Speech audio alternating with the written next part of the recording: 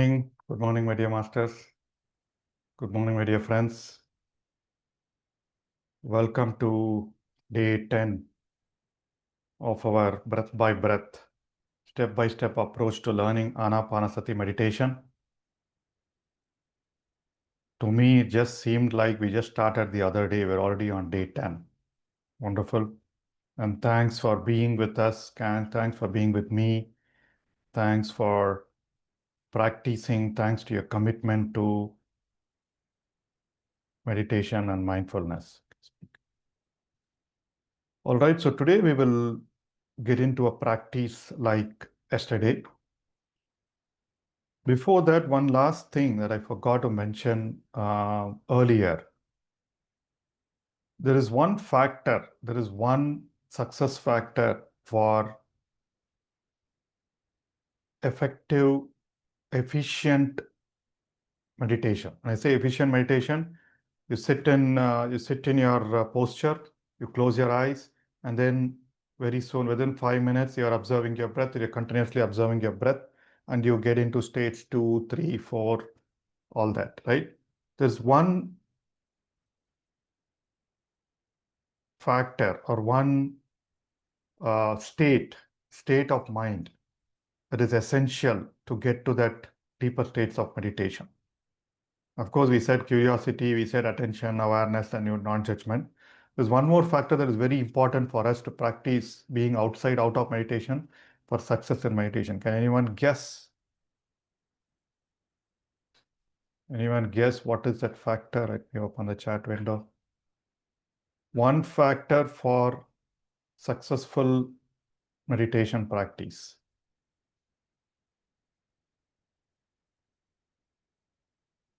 Or one secret for quick progress in meditation. Any suggestions? Any answers? What is that one secret?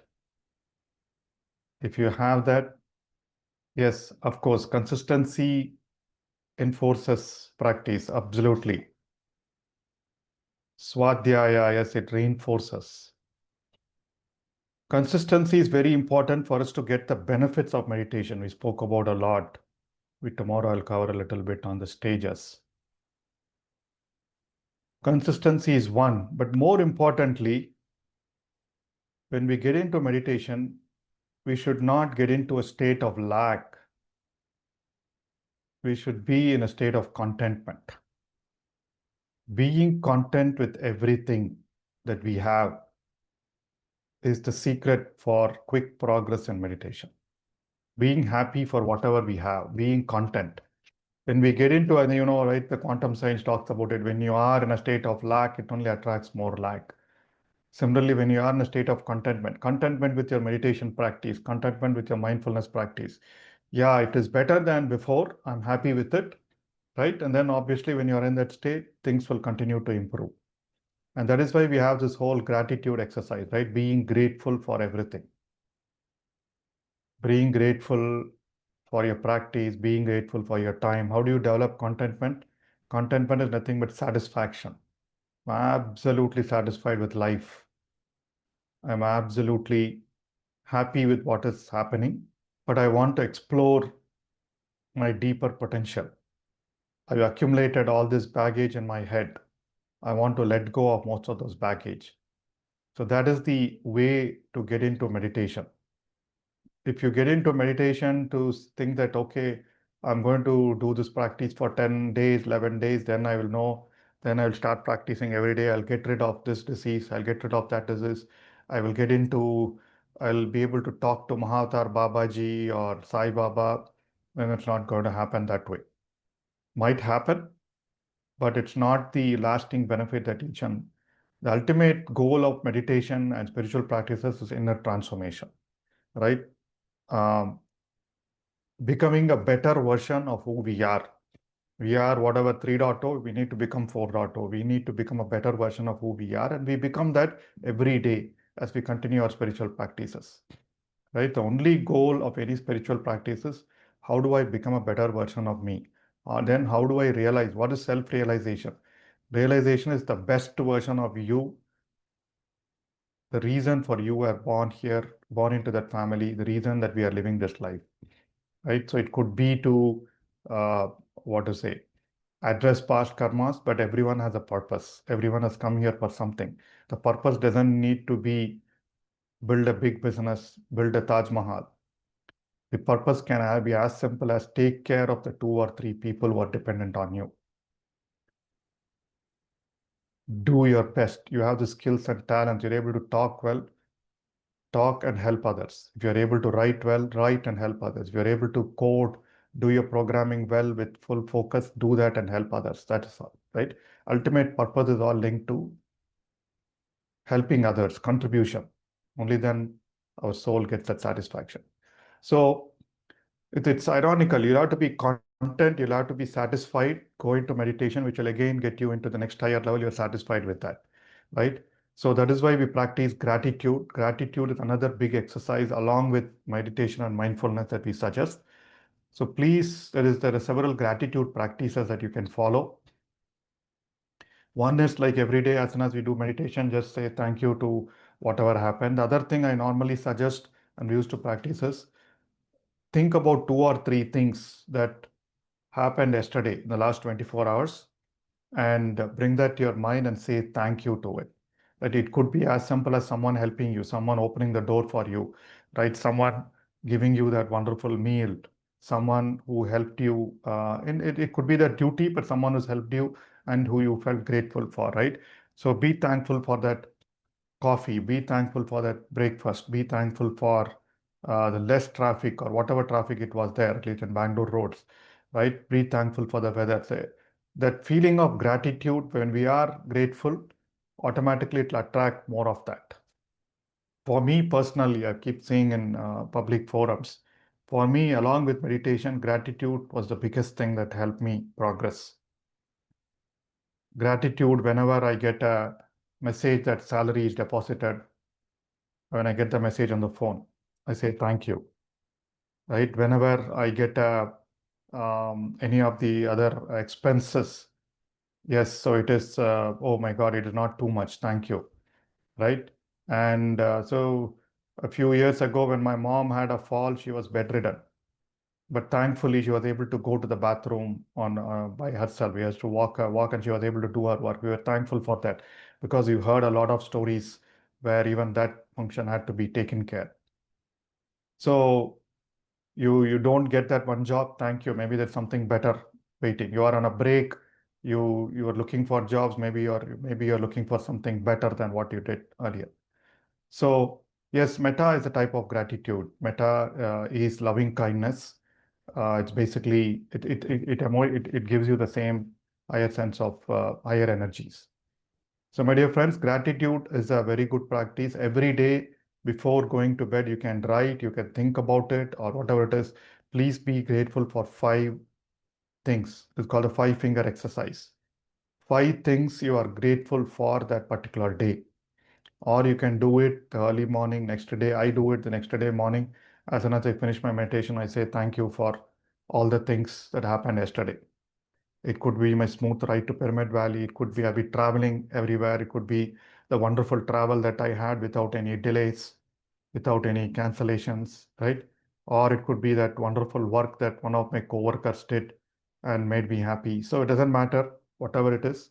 If nothing else, you can just thank your family for whatever they've provided. Thank the family for the wonderful moments that you've been having.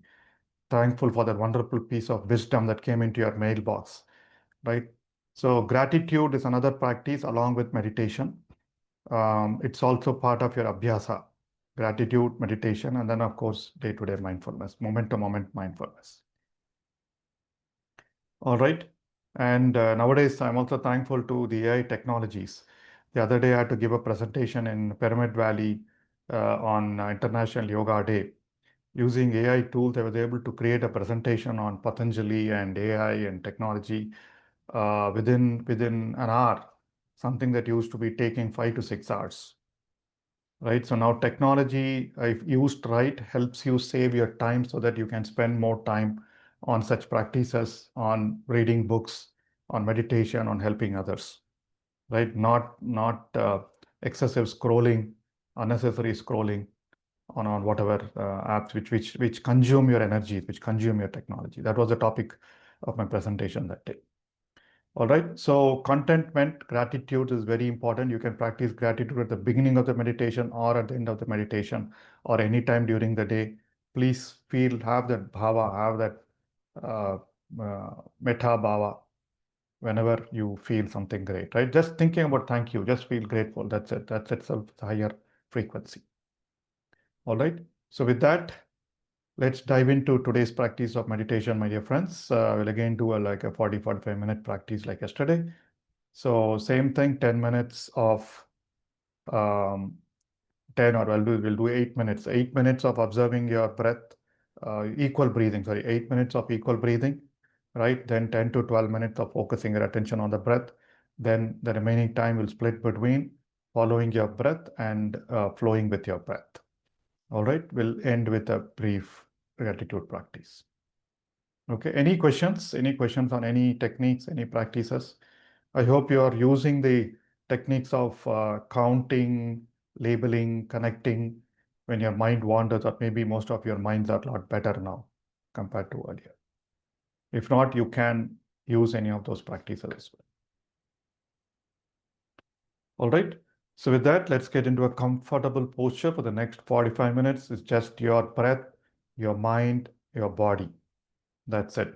Nothing else. Everything else can wait. We're just on the last but one day, the penultimate day of our session, our guided meditation sessions. So let's begin.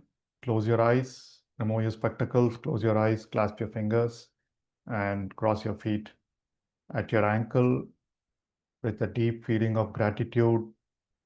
My gratitude to each one of you for attending every day, and feel content that you have learned so much, you progress so much.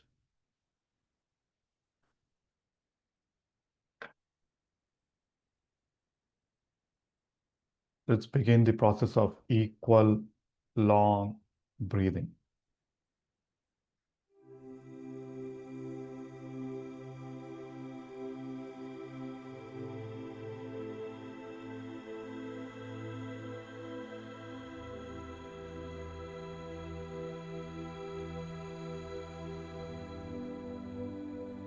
Smooth, long inhale, smooth, long exhale. To make it equal, you may do your counting of your in-breath and your out-breath. As you breathe in, 1, 2, 3, 4.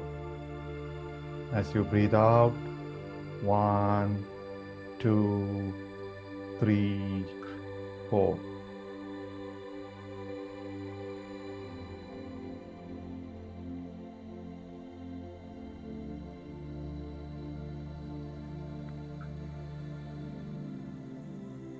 Do not hold your breath in between inhale and exhale unless and until you are doing the box breathing.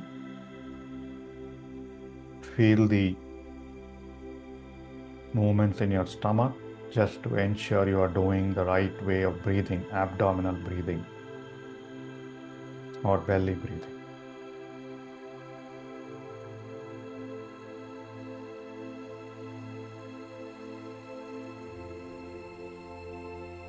Today we'll also meditate in silence for a few minutes.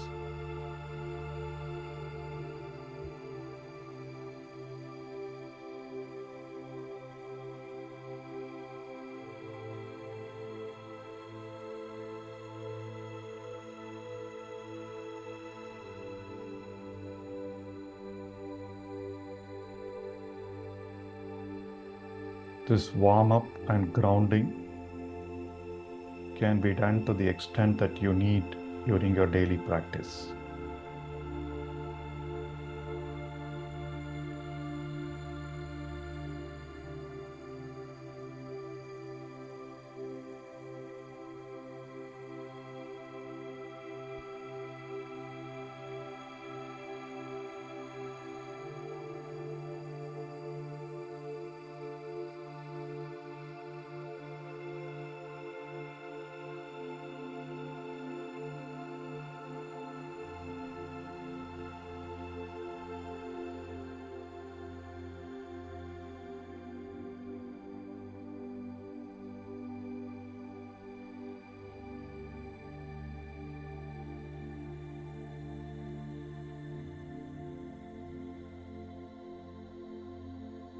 Long, equal inhale and exhale. Your entire body should be relaxed, no strain anywhere.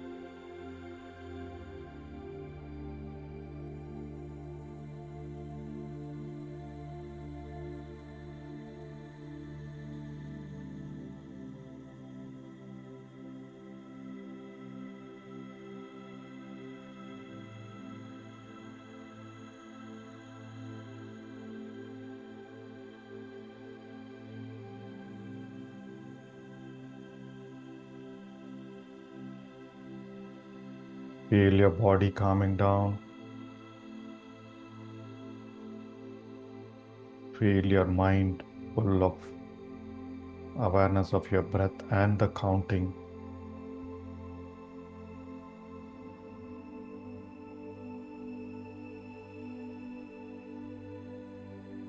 Feel the smooth alignment in the breath, mind, and body as you consciously, slowly breathe in and breathe out without too much extra effort. Be effortless.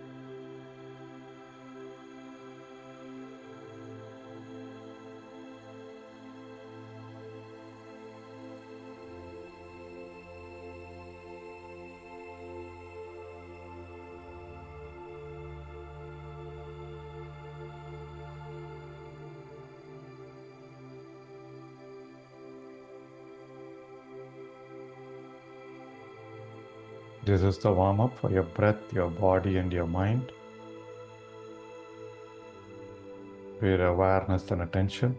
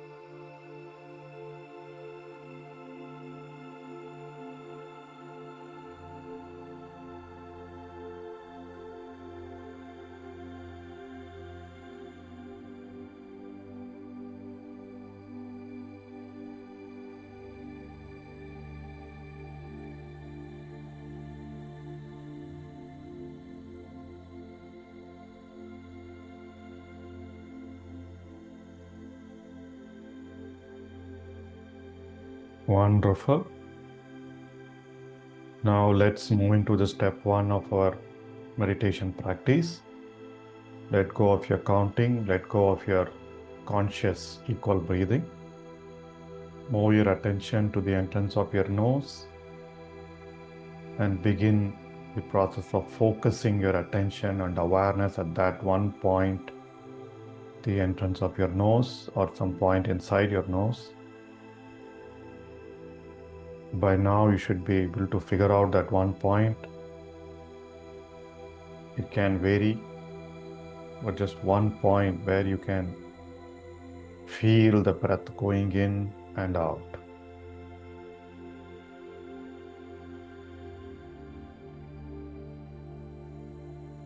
This is the most important step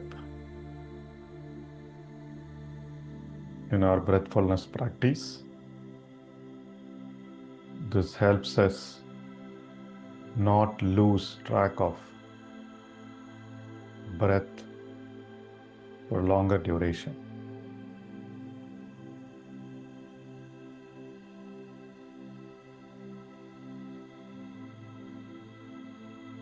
Just doing this process comfortably for longer duration, focusing on longer number of breaths at a time, will also give you a lot of benefits of meditation.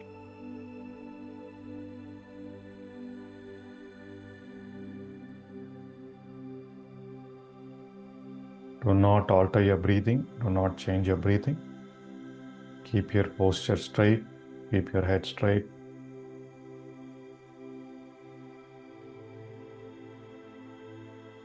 Just the breath at your nose.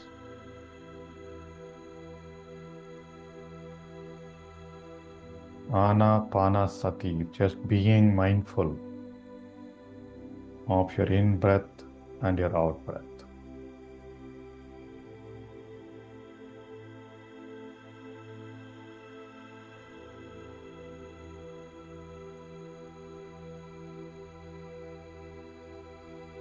Be with your breath at your nose for the next 10 minutes, my dear friends.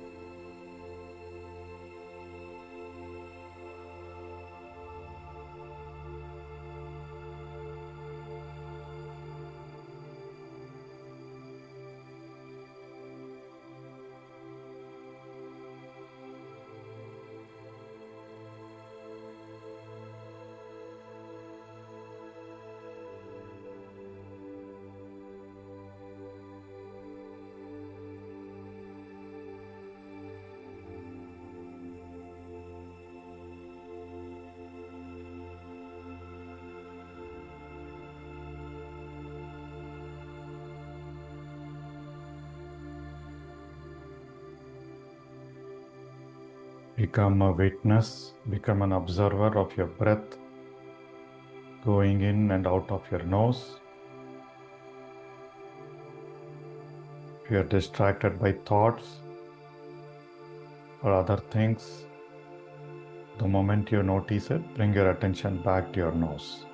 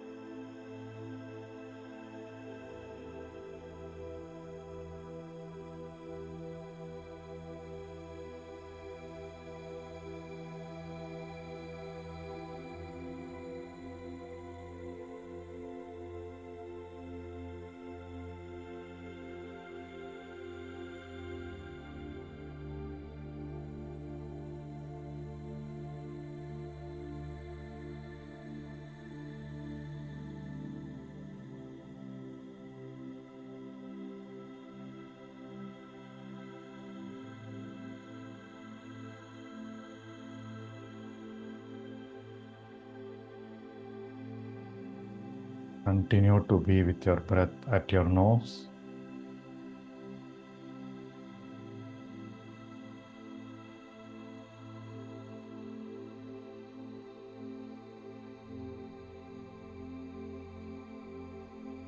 Feel the joy and contentment of observing your every breath.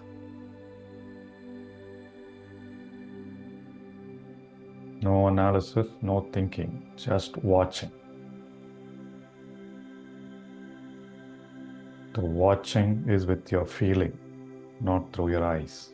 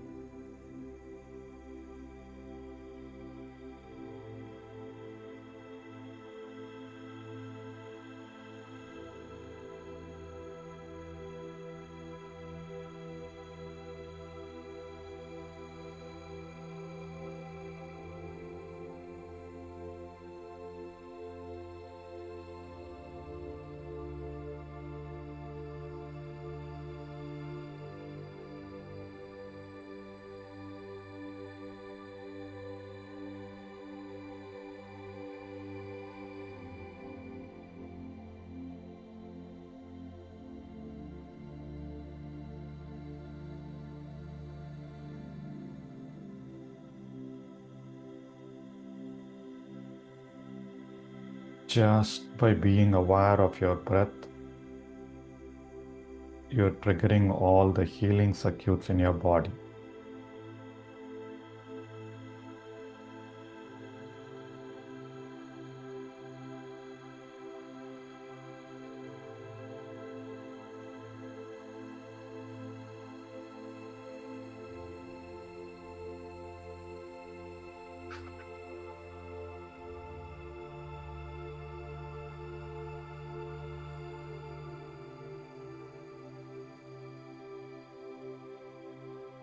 Keep your eyebrows relaxed, keep your forehead relaxed.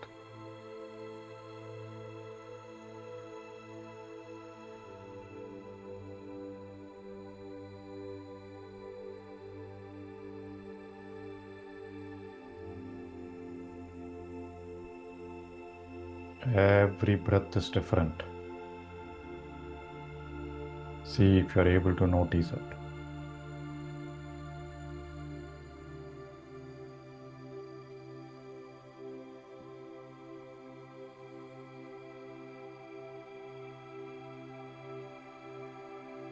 Sometimes you inhale through your left nostril and exhale through your right nostril. Sometimes you inhale through your right nostril and exhale through your left nostril. The length of your inhale and your exhale are not the same. It varies with every breath.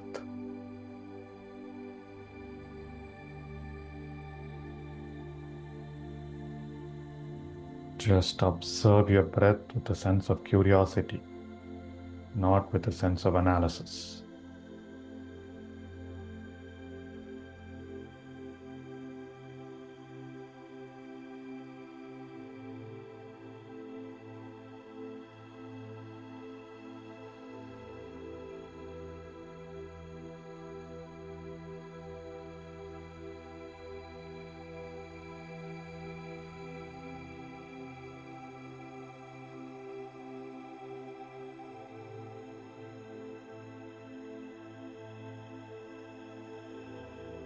Please keep your back, neck, and head straight and relaxed in your natural posture.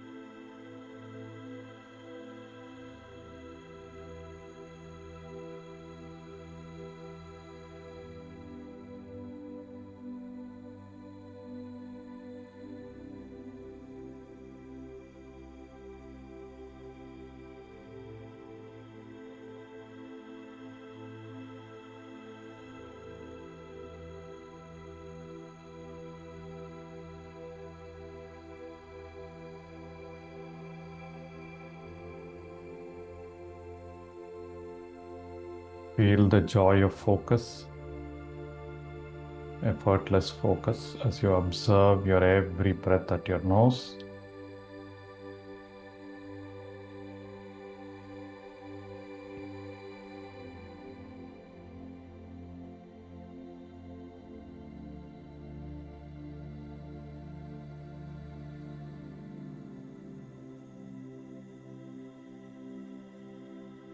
Now slowly expand your awareness to your breath cycle and start following your breath as it travels from your nose to your lungs. As your every breath goes in through your nose, reaches the lungs, and then goes back out of your nose, there are a lot of sensations and movements that happen in the body. Feel that along the path of your breathing.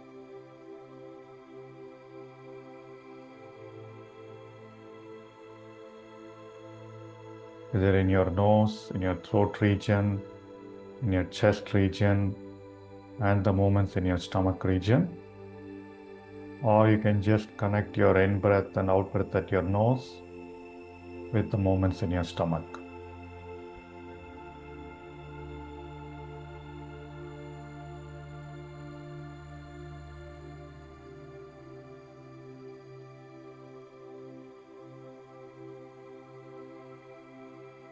Feel the sensations without thinking or analyzing about it.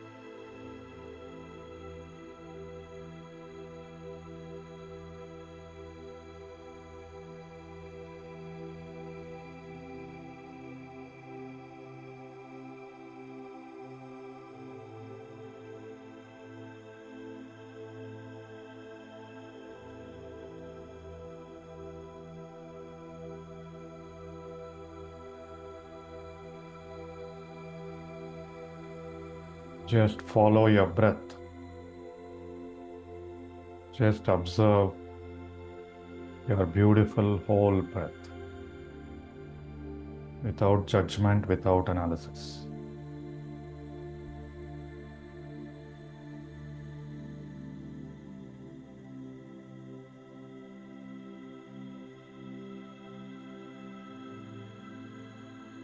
Another way of managing your mind away from distractions.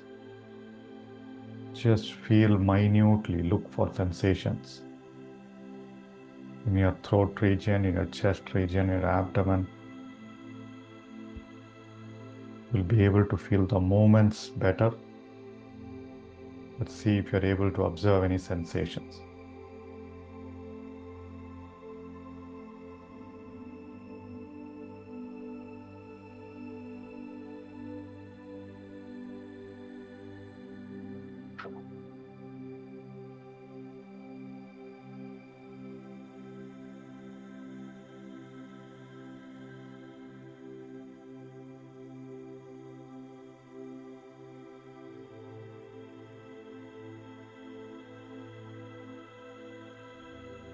Please keep your head and neck straight.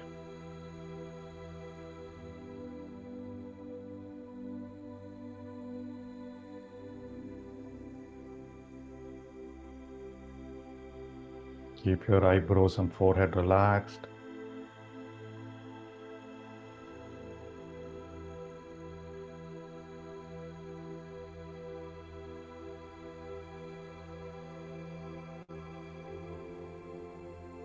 Observe with deep awareness and curiosity what is happening as the breath enters your nose, nourishes your body, and leaves your nose.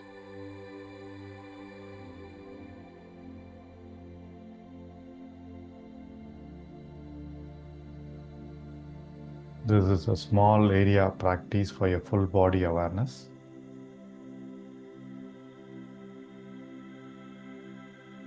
A limited part of your body, nose, throat, chest, and abdomen is what you watch in this step.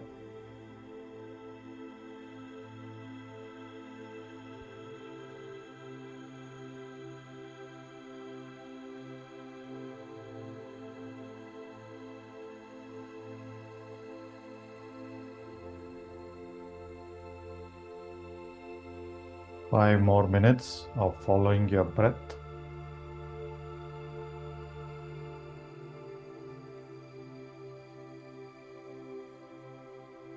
Feel how smoothly your breath is reaching your lungs, making all the movements every time.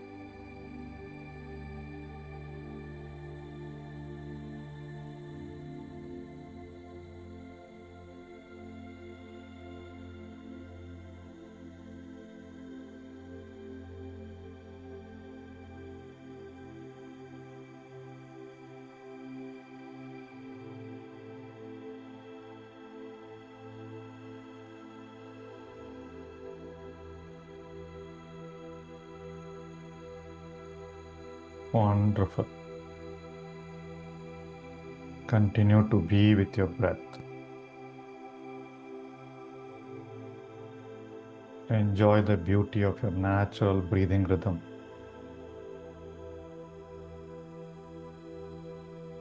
Do not change anything about your breathing. Do not engage in thinking.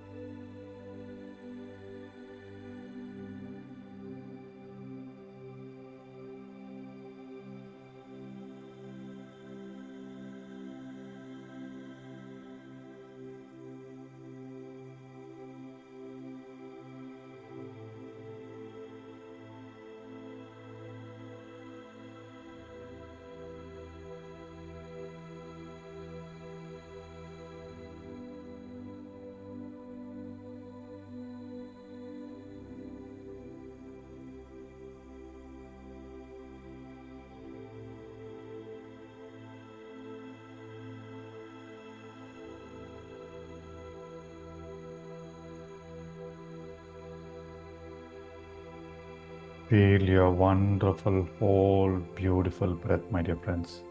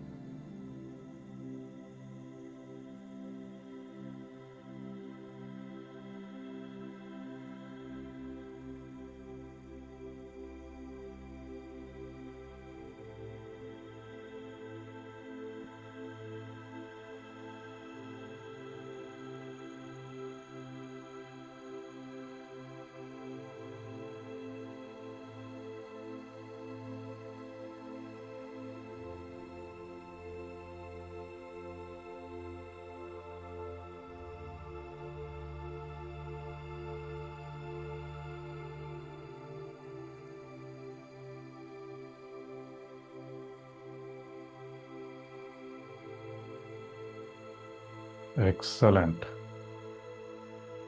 Now just expand your awareness to your whole body.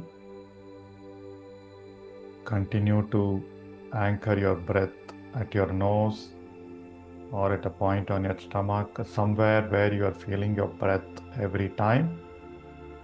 But leave open your awareness to your entire body and feel the energy is flowing through different parts of your body.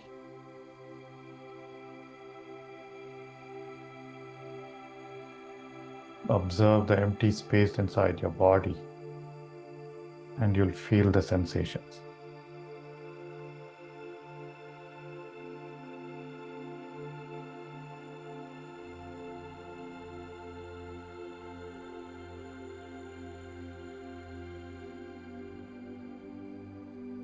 You'll observe only those sensations due to your breathing or that arise naturally, not the sensations, not the sounds that occur otherwise. You can ignore all those other sensations and sounds.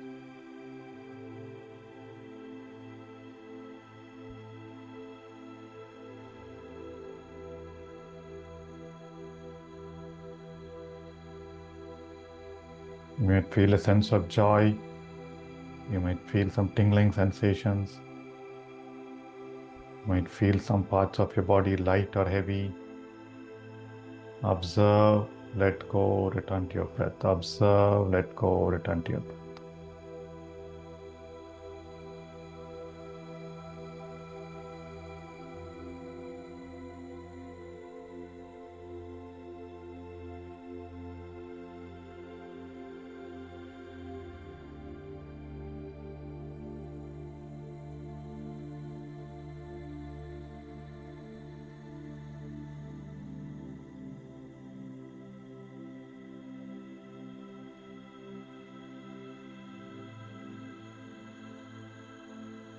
As you deepen your practice, this is the stage you will be in for most of your meditation after the initial focusing.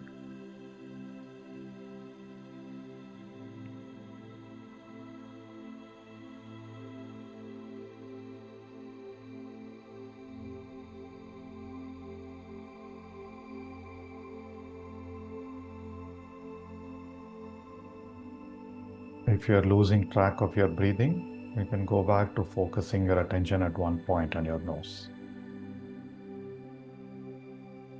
or apply any of the techniques.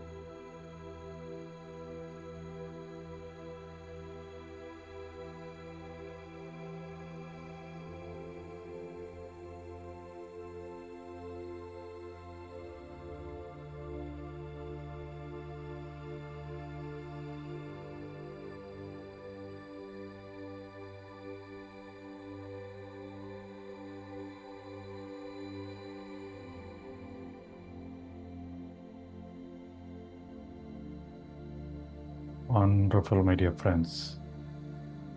Be in that state of calmness, peace, and joy. Feel your whole body as you breathe in and breathe out naturally. Do not lose track of your breath. The last 10 minutes, we will meditate in silence without music. Continue to be with your breath. Become one with your breath.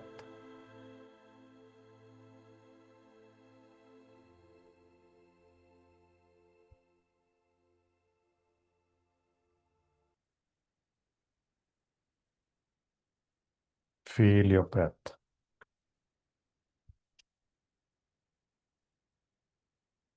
Continue to stay anchored in your breath while experience your full body breathing.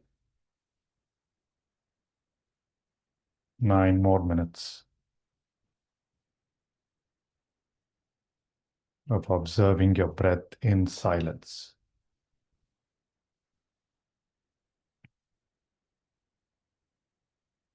Avoid thoughts and distractions as always.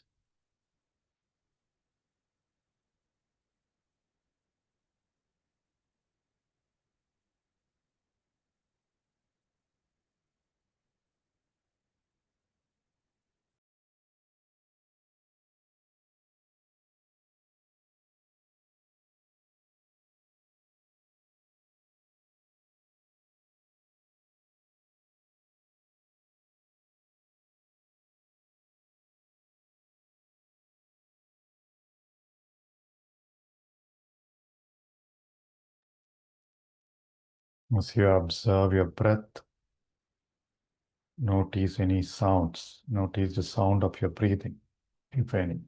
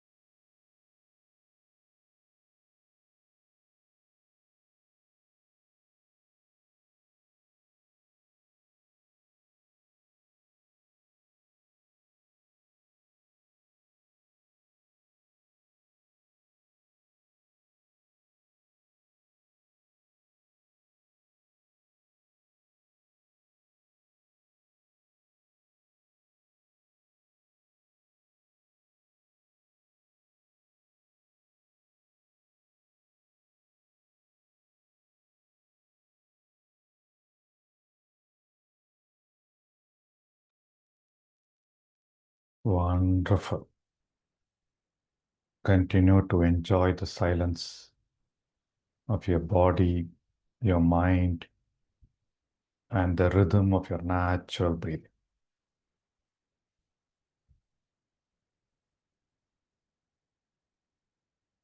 Feel the breath nourishing your entire body. No thinking, no analysis.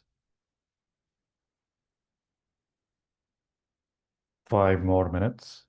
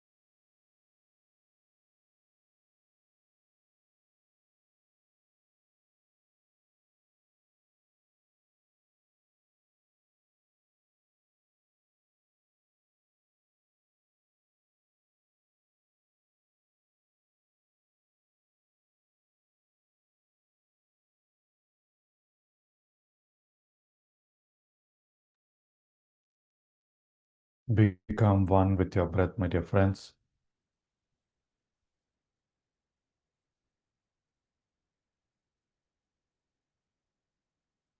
Attention on your every breath. Awareness of your whole body. Non-judgment or acceptance of anything that is happening in your body due to your breathing. Stay with your breath.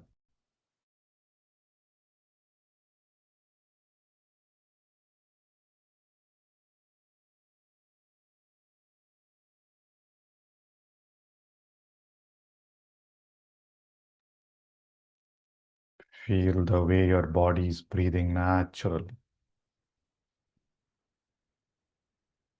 effortlessly.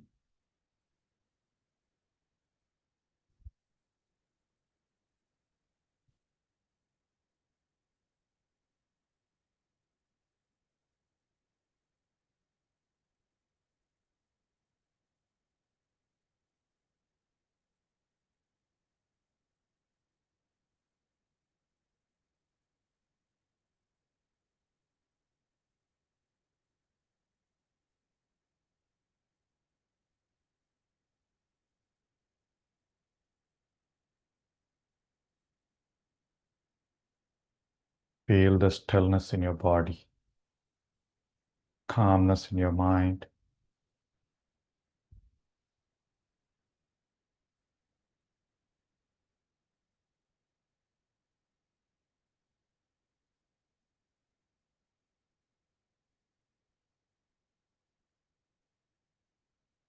Last 2 minutes.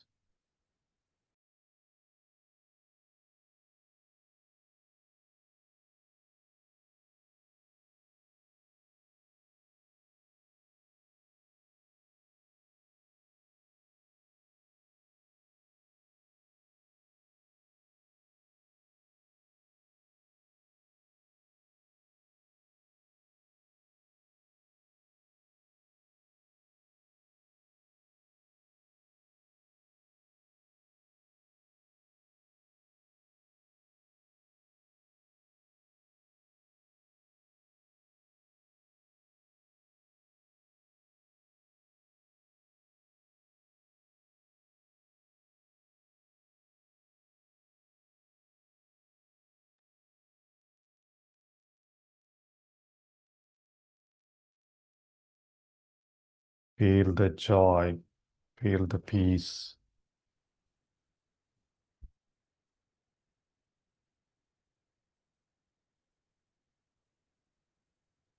As your breath and prana flow throughout your entire body.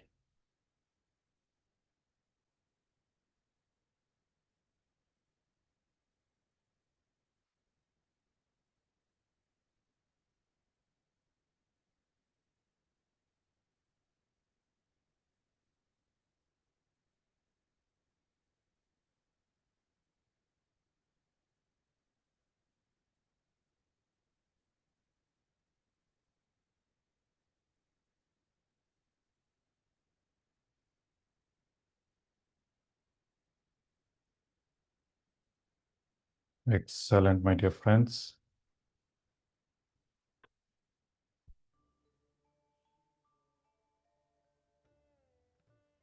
Now slowly move your attention to your heart region.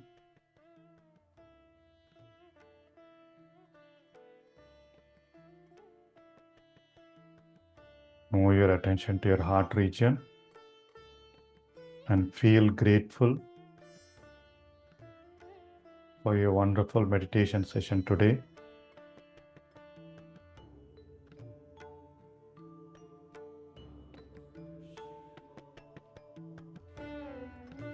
Express gratitude to your breath, your body,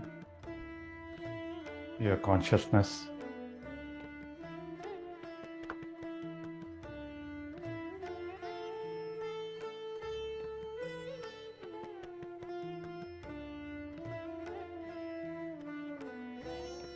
Feel grateful to all the people around you.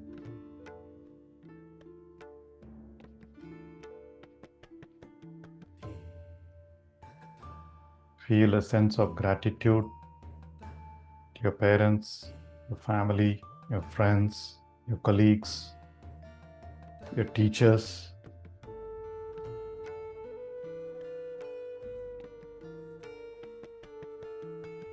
Feel grateful for all the situations, good and bad, that's given you wisdom in life.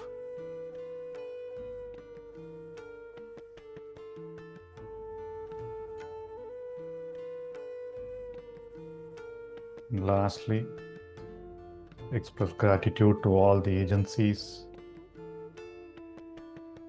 that are helping our everyday life go smoothly, joyfully, and peacefully.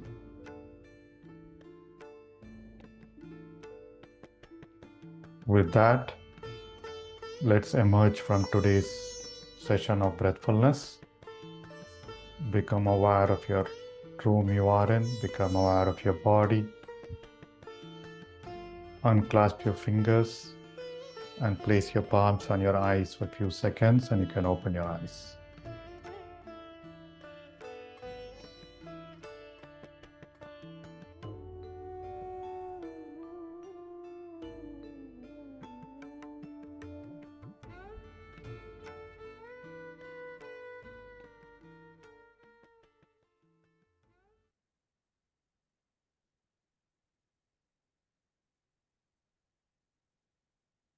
Wonderful. How was your practice today?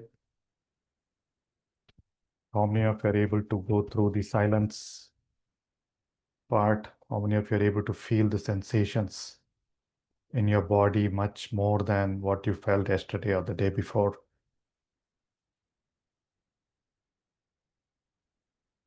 You can always share your experiences when we get to the Q&A part.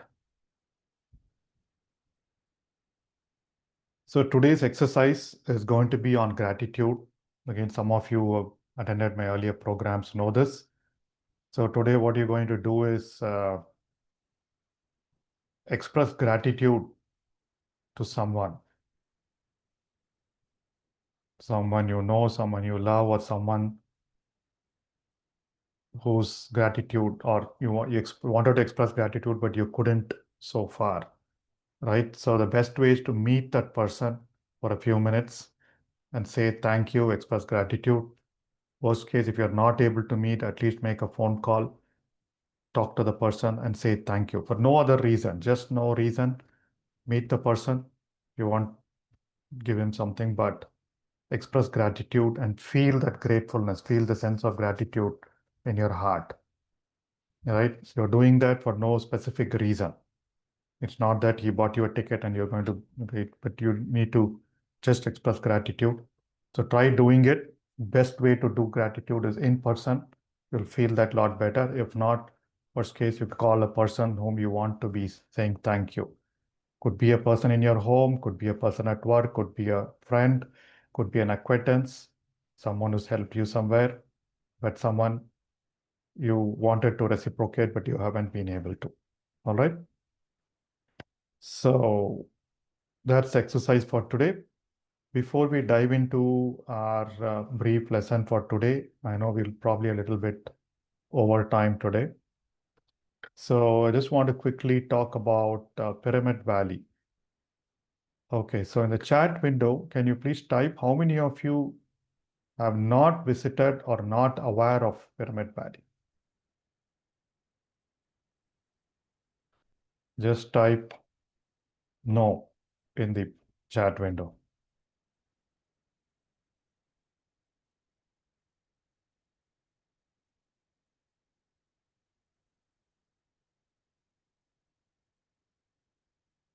Wonderful. So, okay, so there are quite a few people who haven't visited. So let me quickly go through what is Pyramid Valley and what we do.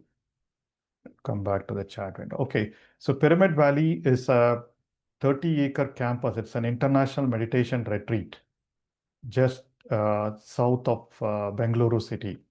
It takes roughly 2 hours from the airport, an hour and a half from the hour and a half or close to 2 hours from the railway station.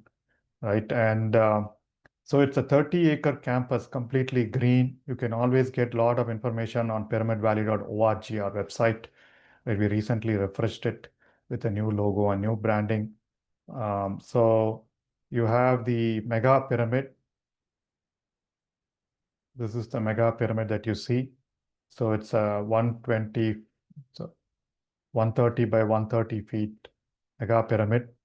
And inside the pyramid, you can it's basically built only for meditation. Pyramid energy, basically, pyramids are built at an angle of 51 degrees, 51 degrees, 51 minutes. If you meditate inside the pyramid, it accelerates your meditation, it accelerates healing, it accelerates getting into deeper, calmer state. The science is at that particular angle, they regulate or they channel a lot more of cosmic energy into the structure, into whatever is kept inside it. All right. And here there are in Pyramid Valley a lot of activities that happen. So there is accommodation where people can come, book, and stay there. They can enjoy meditating inside the pyramid.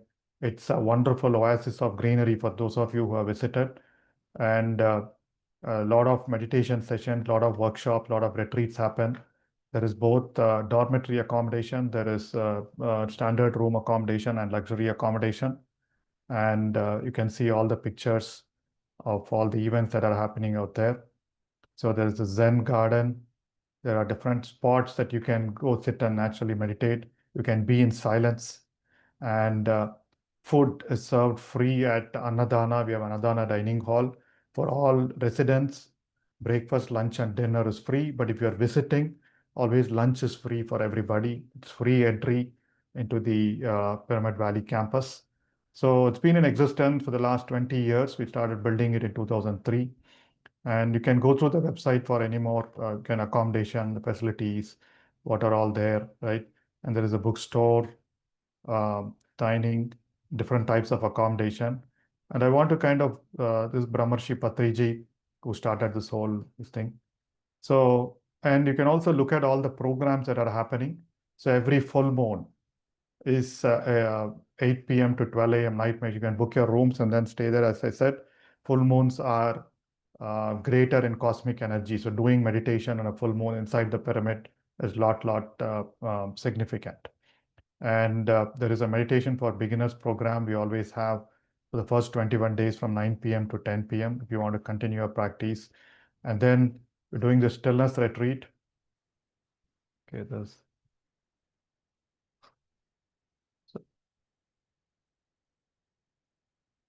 so stillness retreat. This is the 5-day retreat I will be conducting. I usually conduct 7 days and 5 days. So from July 11th to 15th, it is a 5-day retreat. And it's absolute in silence, daily group meditations in classroom and mega pyramid. And there's going to be silence, actually, not just 3 days. It's 4 days of silence. And we do 5 elements meditation in nature. One day we do earth element, one day we do fire element, air element, and sky and water element, right? Limited wisdom, no phones and devices for the entire 5 days. As the program starts, you're going to submit your phones and devices, and you'll get the phones and devices only on the last day. Light rejuvenating food. We're going to practice mindful eating, mindful walking together, right? So this begins on July 11th at 10:30 a.m. and ends on July 15th around 5 p.m. So and there are different rates published. I'm sure there are a lot of rooms, a lot of accommodation, a lot of bookings already happening. If you or anyone wants to participate, please do sign up at the earliest. And any new participant can also join because we're going to teach whatever you learned the last 10 days in the first 1 hour, and then we keep track of meditation. So we're going to teach those techniques. And it's going to be longer hours of meditation, morning 2 hours inside the pyramid. There's 1 hour outside and then 1 hour in the room. So almost 5 hours of meditation every day, and you're going to be in silence without your phones for most of the time. And then there is going to be seva activities. Food is going to be light. So please, it's a lightweight vipassana kind of experience, if I would call it. And then people wanting to experience silence, and then every time we do this, a lot of magical transformations people come to. People who've not meditated come there, Within the 5 days, they feel that meditative state at somewhere, either a meditation outside or inside the pyramid or while they're doing the same. All right. So this is one program, but there are a lot of other programs that keep happening. There's another retreat by Shreyans Daga from July 16th to 20th, the weekend wellness program. So you can go look at, you can come with your family. I mean, outside of retreats, you can come with your family, stay there for a couple of days. If you have young children, they can enjoy a different set of activities while you meditate. There's kayaking, and the luxury rooms have swimming pool as well. All right, so that is one. And the third one is this whole Pyramid Valley is being run. It's a non-profit organization. So it's being run through donations. As you know, we don't collect for entry. We don't collect for entry into the pyramid, collect money, and we serve free food. So, and only the accommodation is charged very nominal at outside rates, right? Compared to outside rates. So we have different ways for people to donate. So we have the Nitya Annadana Seva. You can go to the pyramidvalley.org and then the donate page, and you can donate to Annadana, you can donate to the pyramid enhancement, or we also have a Goshala. Your kids will love it. Wonderful Goshala. We have close to 25 cows there. And so we serve, and then there is an organic farm. If you're doing a retreat, you get to serve in all those places. So some vegetables are sourced from there, milk is sourced from the Goshala. So organic food, sattvic food being served there. So you can donate to any of these programs. And there's also, we're also coming up with a new project of building more rooms because the rooms that we have is not sufficient.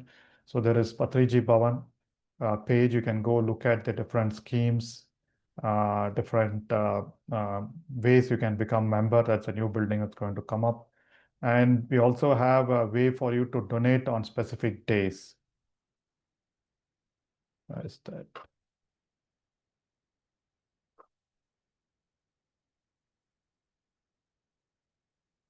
Contribute, yes. So there's a special day. So your birthdays or your anniversary days or someone's memorial day. So you can just generate, you can just donate out here and mention the occasion. So the name of the person, name of the beneficiary will be written in our board, in our electronic board in the Annadana hall. And you can always make any bigger donations to the Pyramid Spiritual Trust account as well. So all the details are there in the website. And it's a magical place for most of us. We've been associated with it. We are grateful for having been associated with it for so long. And you can visit with your family. You can visit just a day visit. You can come in the morning, spend time, and go in the evening. It's up to you. But we've heard a lot of transformational stories. People do sadhana there for 2 weeks, for 3 weeks. They stay in Mauna, just meditate from morning to evening, just take some breaks out. And that's resulted in a lot of healing, a lot of getting clarity on what to do and what not to do in life. People have changed professions after coming, after understanding what they need to do, after getting clarity on all that. Right? And if some of you have visited long back, we've always kept changing a lot of newer places, newer additions, remodeling that's been done. So please do visit. And there are people to guide you out there. And hope to see some of you or your friends and your family at the Stillness Retreat from July 11th to 15th. All right, it's going to be magical. So with that, let's get into the lesson for today. And please feel free to contribute to Pyramid Valley. As you know, we're all doing these programs free of charge. And that's what Brahmarshi Patriji believed, right? Anywhere, meditation should be taught free. That's one of our rules that we follow. We teach meditation, right? About whatever Anapanasati meditation. Of course, there are a lot of other programs which talk about manifestation, we talk about other things. There are workshop charges, but meditation is generally taught free across the movement. So let's look at the mindfulness of dharmas today, truths and insights.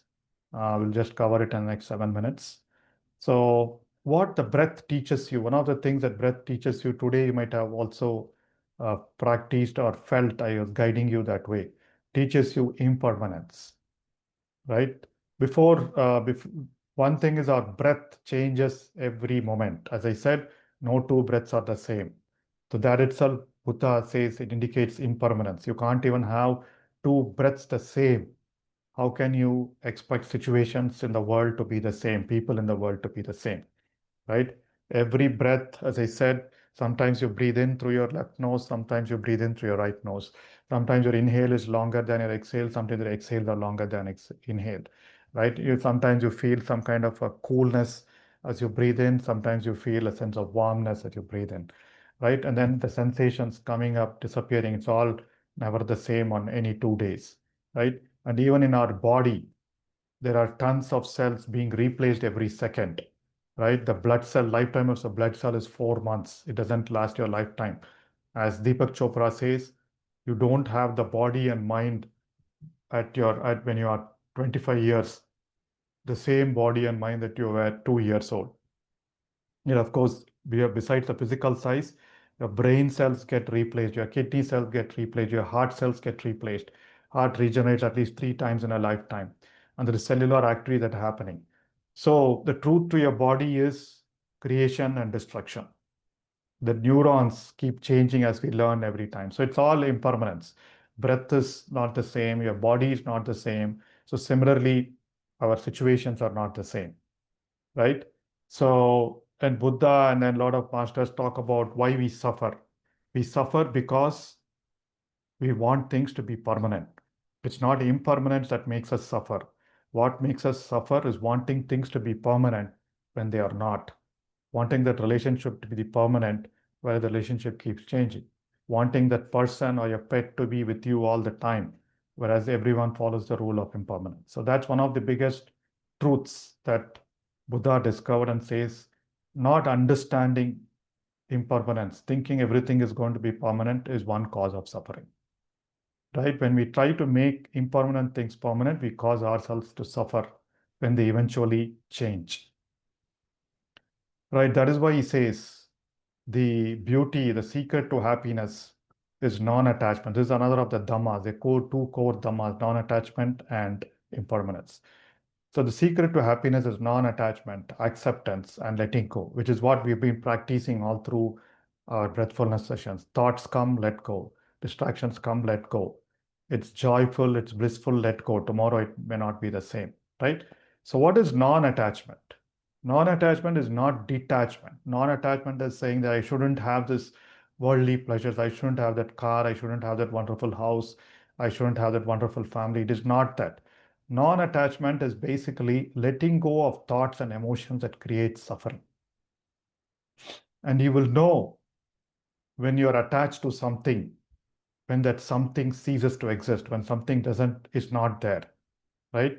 If something that is existing, when something is not there and you feel a deal of suffering, that means you're attached to that particular thing or people or a person or a situation. It could be an experience, it could be a person, right? Once you stop being attached to your thoughts, you experience tremendous relief, inner peace, and sense of joy. So it's not letting go of that car, not letting go of that wonderful phone, but it's about letting go of that thought that binds you to the car, that binds you to the phone. If those are giving you what you think is status, then that is attachment. There are different levels of attachment. Non-attachment you can practice, non-attachment to food, non-attachment to having that wonderful sweet that you always wanted, that craving, non-attachment to things. Things are okay, I have it, I'm fine. Not having it, I'm fine. Non-attachment to people, non-attachment to feeling. These are kind of easier uh, practices that you can follow. Non-attachment to people, not having that person beside you all the time, right? Non-attachment to uh, pets. I see a lot of cases where people go into a sense of grief just because of loss of pet. Yes, every living thing is important, but then it shouldn't cause suffering. The whole existence for all of us is to just spread love, make other people happy, right? So non-attachment to food, things, people, and feelings is very important. You can start practicing it through that, especially when you start having mindful eating. Slowly, your attachment to food also decreases. And here are some things a little bit more difficult. Non-attachment to certain thoughts. Yesterday we spoke about how our beliefs, our attitudes, right, and our perceptions are formed over several years. And it's very difficult to let go of those. And that's where meditation helps. All these workshops helps. right? Writing things down helps. So non-attachment to thoughts, non-attachment to control. I need to be in control of things. Why can't you be in flow? Why can't you accept, oh, this is what things are happening, let me go with it. So we always want control of a situation, control of a person. Attachment to intellect, my ideas, my ideologies. This is the way things I should do, right? This is what I believe in. Again, tied to the beliefs and attitudes. Non-attachment to outcomes. All of Vedic literature talk about it. Krishna talks about it in Bhagavad Gita, right? So don't focus on outcomes, focus on the process. Non-attachment to doing. We all have this disease of wanting to do something, wanting to do something, wanting to do something. And all spiritual practices are saying doing is not important. Being, all that matters is the way you are while you do something, right? So there's deep literature around each of these. You can go, but you can practice each of these as you mindfulness starts. There may be sometimes where you're sitting idle, but you might feel that craving to do something. How can I not do something? That's when you feel that and let go of it. All right. In order to get anything in the physical world, you detach from the outcome and be in the process. We all know that. And ultimately, accept what is, letting go of what was, and have faith in what will be is the rule that makes us feel happy. So the moment I always take this analogy, it's almost like you're holding on to some tight rope. When you hold on to tight rope, what happens?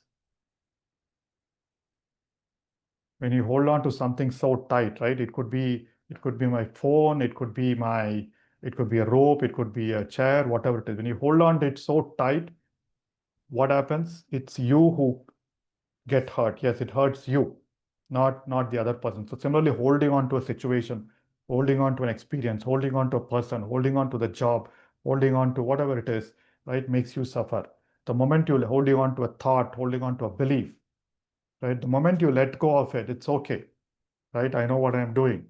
Then you stop getting hurt. So the cause for suffering is that strong attachment to something. The moment you're feeling a sense of suffering, then you are either holding on to an idea of life, this is how it should be, or holding on to something that you fear that you will lose it. Again, the five kleshas coming in, right? Ignorance, desire, aversion, fear, and um, what was the other one? Ignorance, fear, death. Fear, I talked, aversion, and one other thing I forgot. Five kleshas, right? So I'm sure if any of you remember, you can type that in. So, my dear friends, the secret of Buddha's recipe for letting go of suffering is accept what is happening. That's being in the present moment. Mindfulness allows us to do that. Letting go of what was, forget about your past, no issues. Don't keep worrying, don't keep regretting, right?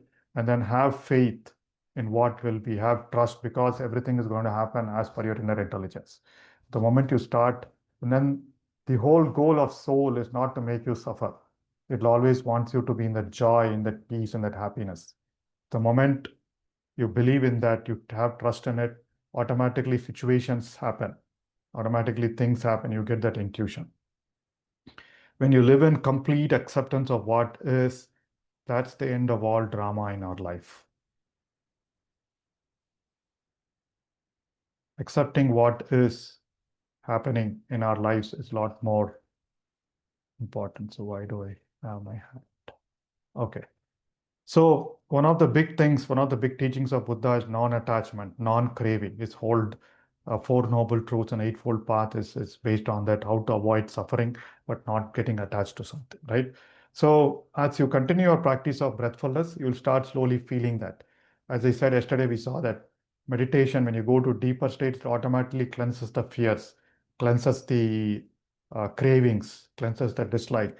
Suddenly you'll find yourself in a situation where you might feel feeling normal compared to a few days ago or a few years ago where you might have felt very, very jittery, right? Very tense in a situation. Here you might be feeling very calm. You might be meeting people whom earlier you didn't like without any sense of ill will, right? And then you might have lost the craving for that particular feeling, craving for that particular wanting to be there. So all this will happen automatically as you do your breathfulness practice. All right. My dear friends, with that, we've understood the mindfulness of body, mindfulness of feelings, mindfulness of mental processes, which is the mind, which is your kleshas, and mindfulness of the dhammas. More of the dhammas, the other dhamma related to impermanence, everything that arises falls away, tied to impermanence.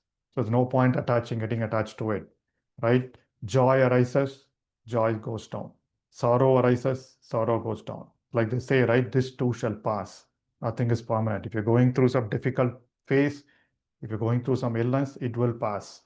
There's no point worrying about it. You'll have to just be patient and allow it to go, right? Same thing, if you are in your peak, in your glory, we've seen it happen to so many famous celebrities.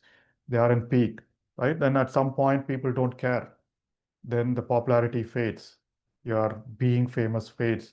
Your happiness fades, right? So it's a cycle, nothing to worry about it. That's what Buddha says. The moment we understand that, we are free of all those cycles. We are free of suffering. All right, and that's the equanimous state. That is a state 5 in meditation, right? That the equanimous state, something happens or doesn't happen, it doesn't bother you, but that relief, that freedom gives you to do something a lot better with full enthusiasm. All right, you must see all the gurus, all the masters are in that state. Patriji used to be in that state as well, right? All right, and you can feel elders in your families also being in that state. So let's all learn from everyone, each one of us. So with that, my dear friends, I know we bet got over time. So let's open it up for questions. Let's open it up for experience sharing. Please raise your hand and share your experience. And like I said, express gratitude to one person again, letting go of your this thing, of your ego. So yeah, as I see one state, my ego comes in between being grateful for some people. Yes, so the practice is to let go of your ego. As you practice meditation, your ego, like we saw yesterday, the subconscious mind slowly begins smaller and smaller and smaller, diminishes. You can do that. Or consciously practicing gratitude also gets over ego. That is why we lay focus on seva during our retreats. You do cleaning, you clean the things, you pluck grass, you clean the cows. All that is you wash plates. So all that will let give you a sense of letting go. Energy flowing smoothly, but it is not for every breath. Yes, that's the nature of impermanence. I felt the entire body, the energy flowing smoothly, but it's okay, but it's not for every breath. It'll continue to flow. All right, let me see any more questions on the chat window. Wonderful, thank you. How to meditate in noise if you can't go anywhere else? Wonderful question. Try meditating, ma'am. So you'll have to just let go. That's one of the best meditations that you can do. And you will know, we experimented that in some of our retreats as well, right? When you are in absolute noise, and maybe you're meditating in your living room with all the sounds that happen from the kitchen or the cleaning, right? And you try to observe your breath, you're trying to avoid that. That will help you go deeper into meditation. You should try that, practice it. So again, letting go. Distractions or not, it doesn't affect my meditation, right? So sorry, there was a hand raised. Anyone wants to share your experience, ask a question, please do so. Yes, Mr. Gigi Pradeep can unmute. Yes, ma'am. Yeah. First of all, thank you very much for this wonderful session. I really feel relaxed and less stressed. And I had a brain surgery 10 months ago. So I'm recovering, and I still really feel a bit of difference once I started meditation. One question I just want to ask is that there's one of the after effect was bit of a neck lock. So after finishing the session, I feel during the session I'm not feeling, but I feel neck pain. So is there any position like can I any support I can use during the session? And also, is there any specific time other than morning that I can continue meditation? Thank you. Yes, thank you. Thanks for your sharing and question. Wishing you speedy recovery from your surgery. I know Mhm. you look bright and happy, so hope you continue to be Mhm. bright and happy. Mhm. And regarding your questions, yes, so it's possible that you may not be consciously aware of some pressure, some incorrect posture. If you want, you can use the neck brace or something for a few days. But then two ways to you'll feel the stiffness as you continue to, now Mm. that you know that, during your meditation, occasionally you can keep checking your neck area, right? So that you're not Mm. stiff. You can be aware and relax, and you can also move your head if you want that way. And so if it's still bothering you, try your the neck shoulder. But I'm sure it is because of some stiffness. In some cases, it could be it could be an impact or the effect of your meditation. Maybe there is some stress stored there, some blockages happening. Over time, it will go away. But if it is bothering you, just place your awareness on that particular place and you can do your breathing exercise. Okay. Okay. Thank you. And the time to do meditation, any time that you are available, uh, preferably not immediately after a heavy meal, not when you're feeling sleepy, but any time of the day you can do it. A lot of people prefer doing it in the morning because you get that mindfulness right from the first moment. But if you feel you have to do it at 10 a.m., 11 a.m., or in the afternoon or evening, that is also fine. It's basically practicing breathfulness. You can practice breathfulness any time of the day. All right. Thank So thank you, ma'am. Thank you. All the best. So there's some more question. Anyone wants to share their experience? Please do so. Maybe off the topic question, is meditation same as tapasya or sadhana described in ancient texts? Yes, meditation is part of tapasya or sadhana. Tapasya or sadhana is the overall term, right? What you do tapasya. Tapas could be as simple as um, chanting some mantra for longer duration, right? Tapas could be austerity, not having food for 10 days, right? So tapas could be anything. Tapasya, sadhana is all the same thing. What you do sadhana differs. Some people do sadhana, seva as a sadhana. Some people do meditation. Some people do yoga. Some people do general service, right? Or some people have a rhythm, have a routine to their sadhana. Sadhana or tapasya is something that you do for a long time. You have some routines. So definitely meditation has to be done in that way. Can we meditate by just focusing on breath instead of following all three steps? Yes, absolutely. So these three steps are just for people who find it difficult to get into the process, right? So that's what I mentioned. As you get into the everyday practice, once you finish your grounding, you'll automatically start observing your breath, right? And then as you observe your breath, you develop concentration. As you go deeper into the state of observing your breath, automatically you'll start feeling sensations.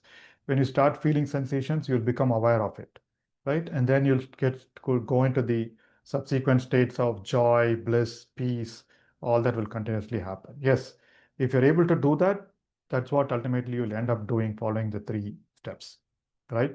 Three steps is for us to gradually get into that longer observation of our breath. That is all. It's just a tool.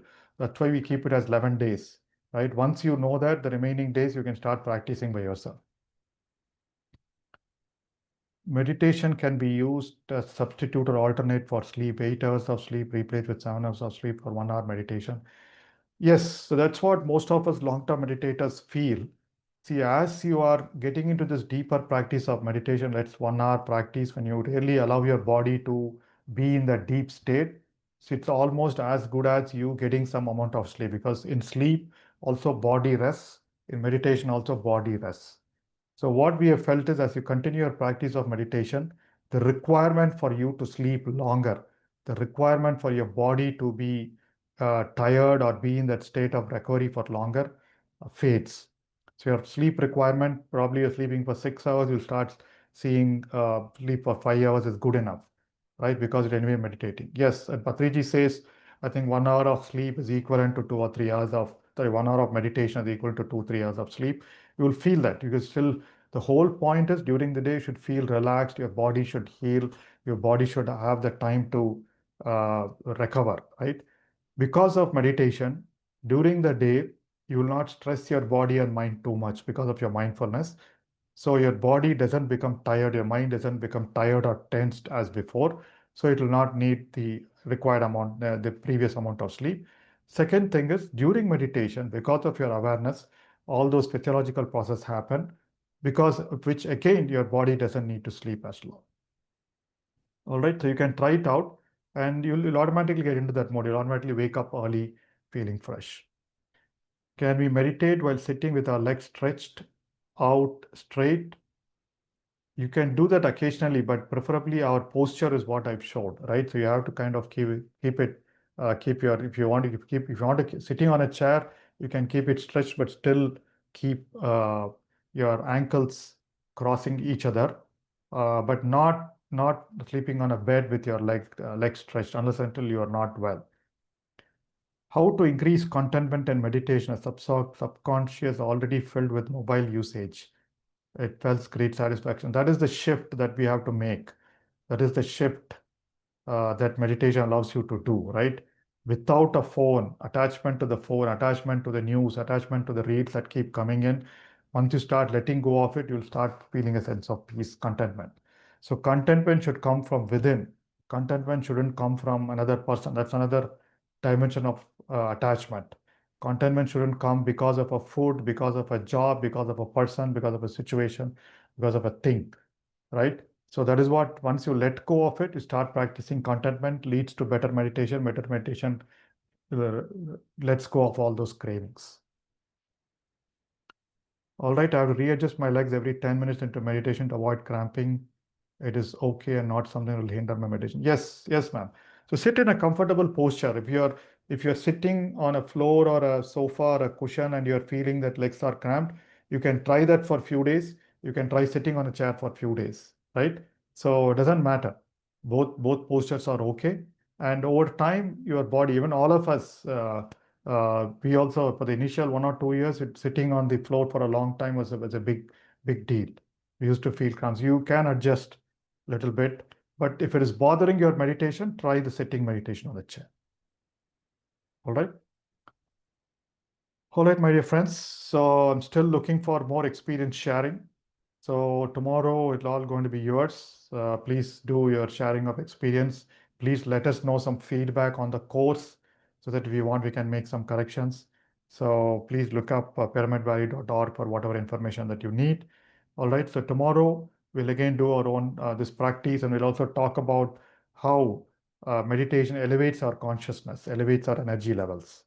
Right. And that's the whole idea for us. When you talk about transformation, we should move from a fear-based, lack-based mindset to a joyful, peaceful, oneness-based mindset, right? We'll talk about how we do it tomorrow.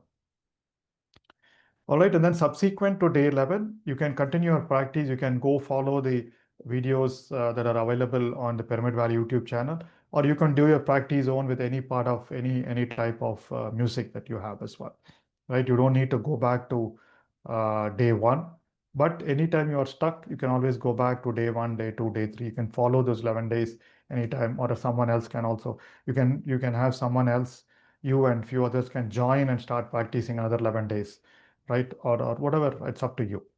Or you can join any of these free meditation programs that we have. Okay. So with that, my dear friends, have a wonderful content-filled, mindful, attachment-free day.